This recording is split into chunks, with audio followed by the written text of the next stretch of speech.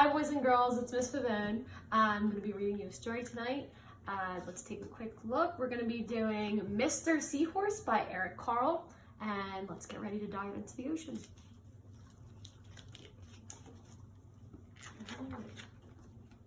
So title page. Mr. and Mrs. Seahorse drifted gently through the sea. Miss Seahorse began to wiggle and twist, this way and that.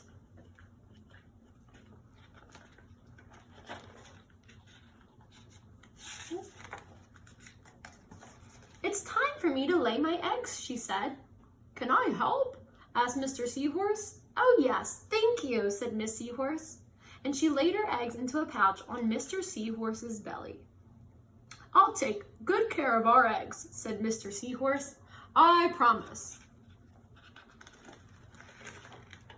As Mr. Seahorse drifted gently through the sea, he passed right by a group of trumpet fish hidden in a patch of reeds.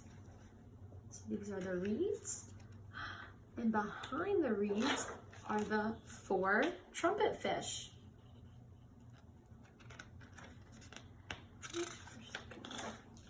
Before long, Mr. Seahorse met another fish. How are you, Mr. Stickleback? Asked Mr. Seahorse. Delighted, replied Mr. Stickleback. I just built a nest, and right away Miss Stickleback laid her eggs into it. Now I'm taking good care of them until they hatch. Keep up the good work, said Mr.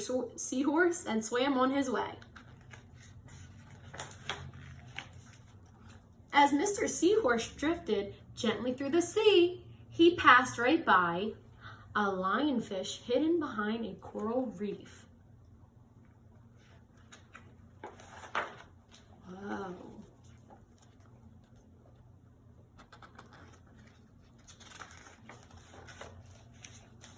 Before long, Mr. Seahorse met another fish. How are you, Mr. Tilapia? Asked Mr. Seahorse. Mr. Tilapia couldn't answer. His mouth was full of eggs. I know, said Mr. Seahorse. Miss Tilapia laid her eggs. Now you're taking good care of them until they hatch. Mr. Tilapia nodded his head. You must be very happy, said Mr. Seahorse, and swam on his way. As Mr. Seahorse drifted gently through the sea, he passed right by a pair of leaf fish hidden behind the seaweed. Oh, they do look like leaves.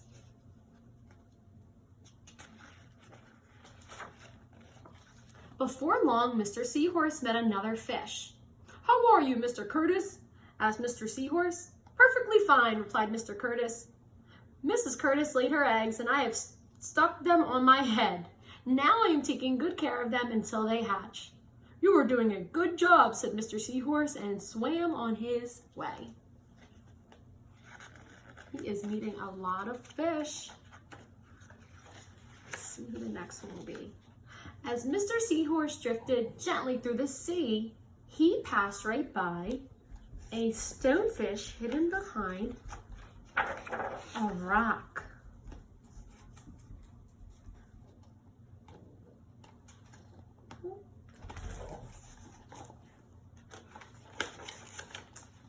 Before long, Mr. Seahorse met another fish. How are you, Mr. Pipe? Asked Mr. Seahorse. Couldn't be better, replied Mr. Pipe. Miss Pipe laid her eggs along my belly. Now I am taking good care of them until they hatch. You should feel real proud of yourself, said Mr. Seahorse, and swam on his way.